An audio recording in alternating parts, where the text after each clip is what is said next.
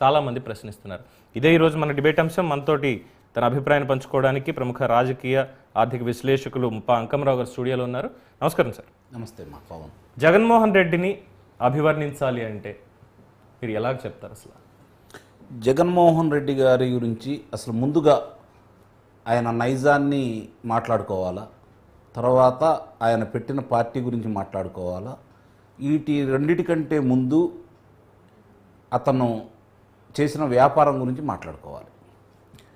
2004కి ముందు అతనికి సంబంధించినంత వరకు వాళ్ళ తండ్రి అధికారంలోకి వచ్చిన తర్వాత అప్పటి వరకు చేయని వ్యాపారాల్లో అతను చేయటం మొదలుపెట్టేసి 9 లక్షల ఆదాయాన్ని చూపిన వ్యక్తి అతనికి, అంటే ఇన్కమ్ ట్యాక్స్కి 9 లక్షలు చూపించినటువంటి వ్యక్తి 87 కోట్ల రూపాయలు ముందస్తుగా చెల్లించే స్థాయికి 5 సంవత్సరాల్లో ఎదిగాడు.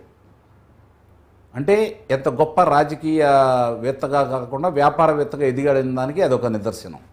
రెండవది, సాక్షి దినపత్రిక పెట్టినప్పుడు కావచ్చు, సాక్షి ప్రసార మాధ్యమం దాని గురించి ప్రజలకు పరిచయం చేసే సందర్భంగా కావచ్చు, తండ్రి కొడుకులు మాట్లాడిన మాటలు ఒకసారి మీరు చూసుకోండి. అవును, నిష్పక్షపాతంగా, అంటే మిగిలిన పత్రికలు ఏదో వంతబాడుతున్నాయి అన్నట్టు, వీళ్ళొక్కళ్ళే కొత్తగా దానిలో సరికొత్త పందాన్ని ఎంచుకోబోతున్నట్టు ప్రజలకు వివరించే కార్యక్రమం చేశారు.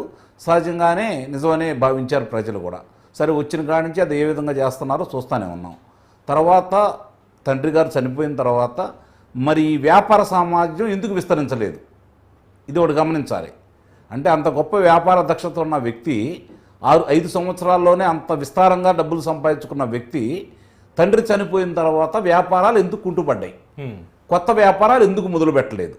అంటే అధికారం ఉంటే తను కావచ్చు, తన తండ్రి కావచ్చు, తన కుటుంబ సభ్యులు కావచ్చు, అధికారంలో ఉంటే డబ్బులు ఎలా సంపాదించాలో, రాజకీయాన్ని ఎలా వ్యాపారం చేయాలో క్షుణ్ణంగా తెలిసినటువంటి అద్భుతమైన రాజకీయ వ్యాపార ముఠా నాయకుడు 3 కలిసిన ఏకైక వ్యక్తి నాకు తెలిసినంతకు ప్రపంచవ్యాప్తంగా జగన్మోహన్ రెడ్డి గారు ఒక్కళ్ళే.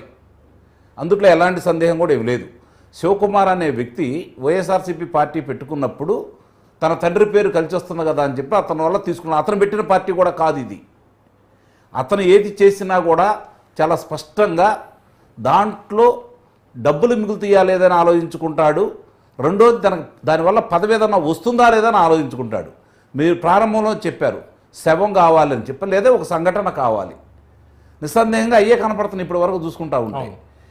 ప్రపంచ చరిత్రలో చూసుకుంటా ఉంటే ఏ రాజకీయ నాయకుడైనా సరే ప్రజల మధ్యకి వెళ్లకుండా పరదాలను అడ్డం పెట్టుకొని ప్రజలతో సంబంధాలు లేకుండా పత్రికలకు కావచ్చు లేదా ప్రసార మాధ్యమాలు కావచ్చు అతను వచ్చి వివరణ ఇవ్వకుండా 5 సంవత్సరాలు పరిపాలించిన ముఖ్యమంత్రి ఎవరైనా ఉన్నారంటే నిస్సందేహంగా జగన్మోహన్ రెడ్డి గారు ఒక్కళ్ళే.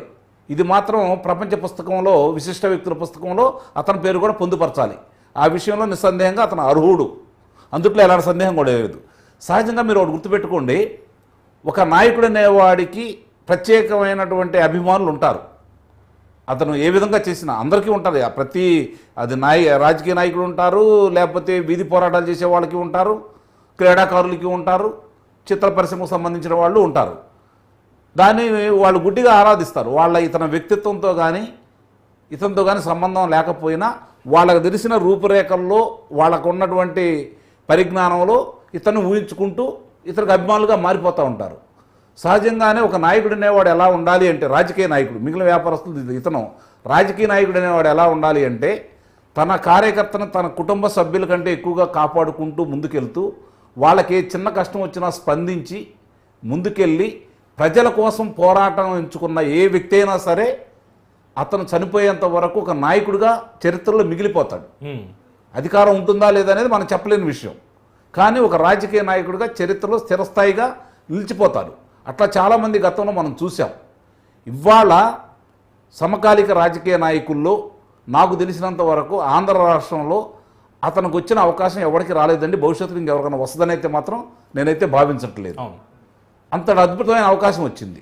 ఏ విధంగా వచ్చింది? తండ్రి ఏదో గొప్ప పరిపాలన చేశాడు, తండ్రి తర్వాత ఇంతవరకు మళ్ళీ ఇంకెవరు పరిపాలన చేయట్లేదు అట్లా ప్రజల కోసం, తిరిగి నేను చేస్తాను, నా తండ్రి చిత్రపటం పక్కన నా చిత్రపటం కూడా పెట్టుకునే విధంగా 30 సంవత్సరాలు నేనే అధికారంలో ఉంటాను, మీరందరూ ఆయన్ని నిజంగానే మైమరిపించేశాడు. అందుట్లో ఎలాంటి సందేహం కూడా ఏం లేదు. మైమరిపించే విధంగా నేను పరిపాలన చేస్తాను అని చెప్పని ప్రజలను నమ్మించాడు. నిజంగానే ప్రజలు నమ్మారు. అప్పుడు దాకా ఇతను పరిపాలన అనేది ఎవరికి తెలియదు కదా. వాళ్ళ తండ్రిని చూశారు తప్ప ఎవరిని చూడలేదు, ఇతను చూడలేదు. అధికారంలోకి వచ్చిన తర్వాత 4వ రోజే అతని పరిపాలన ఎలా ఉంటుందనేది ప్రజావేదిక కూల్చడం ద్వారా ప్రజలకు అర్థమైపోయింది. వాళ్ళ శ్రేణులకు అర్థం కాల, ప్రజలకు అర్థమైపోయింది.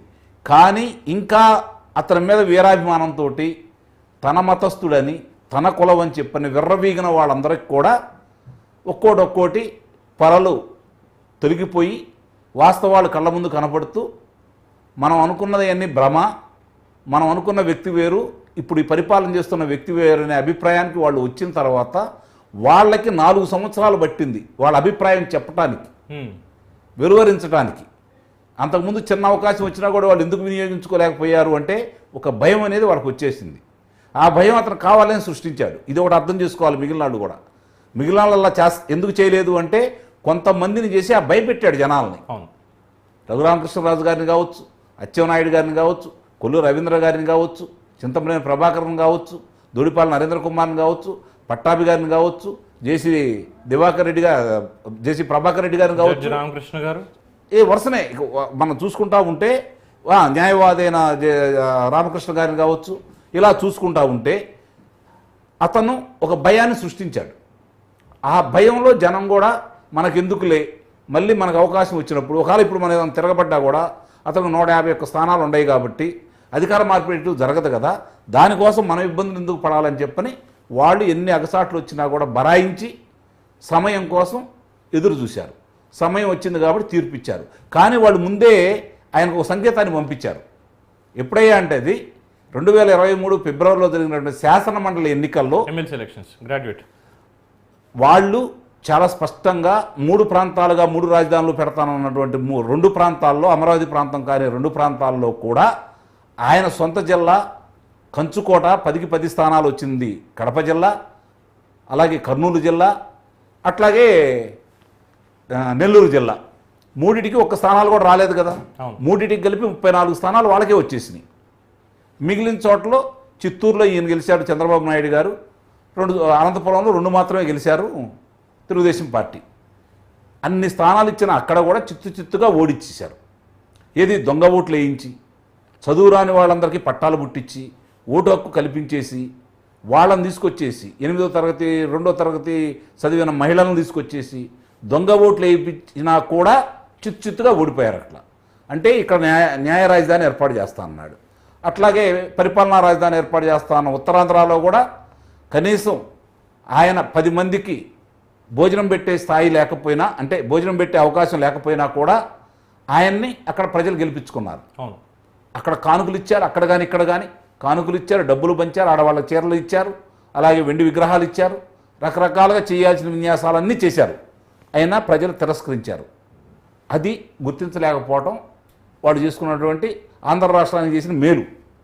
ఒకవేళ గుర్తించేదన్న మార్పు చేర్పులు చేసుకుంటే ప్రజలు కనికరించేవాళ్ళేమో కానీ దానివల్ల ఇంకా రాష్ట్రానికి ఇంకా దెబ్బ తగిలిపోయి ఉండేది. ఇంత జరిగిన తర్వాత కూడా ఈ రోజు కూడా ఇందాక మీరు చెప్పారు తిరుమల తిరుపతి పర్యటన. తిరుమల తిరుపతి పర్యటనకు వద్దని ఎవరన్నా చెప్పారా? రక్షక బొట్లు ఏమన్నా సరే బాబు నువ్వు వస్తే మేము అదుపులో తీసుకుంటామని చెప్పి ఆయనకి ఏమన్నా తాకీదులు ఇచ్చారా? ఇవ్వలేదు కదా. మీరు ప్రజా సమూహంతో పైకి వెళ్ళటానికి వీల్లేదు, ప్రదర్శన చేయటానికి వీల్లేదు, మీరు వెళ్ళండి, ఎంతమంది వస్తారు అని చెప్పిన వాళ్ళందరికీ చెప్పారు కదా. అవును, చెప్పిన తర్వాత ఏదో అలజడి సృష్టించాలని, మతపరమైనటువంటి విద్వేషాలు రగల్చాలనే ఆలోచనతోటి కుయుక్తులతోటి మీరు అనుకున్న దాన్ని 30 యాక్ట్ ప్రకారం వాళ్ళు అక్కడ నిబంధనలు విధించారు కాబట్టి దానికి భయపడి ఇంట్లో కూర్చున్నావు తప్ప అని ఈరోజు ప్రచారం జరుగుతుంది. నేను దానికి ఒప్పుకోను. ఎందుకంటే శుక్రవారం నాడు న్యాయస్థానానికి వెళ్ళాలి కాబట్టి ఈ వంకను అడ్డం పెట్టుకుని దాన్ని తప్పించుకున్నాడని చెప్పి నేను అంటాను. ఫ్యాక్ట్ అది. కాబట్టి ఇక్కడ కూడా రాజకీయాన్ని ఉపయోగించుకున్నాను.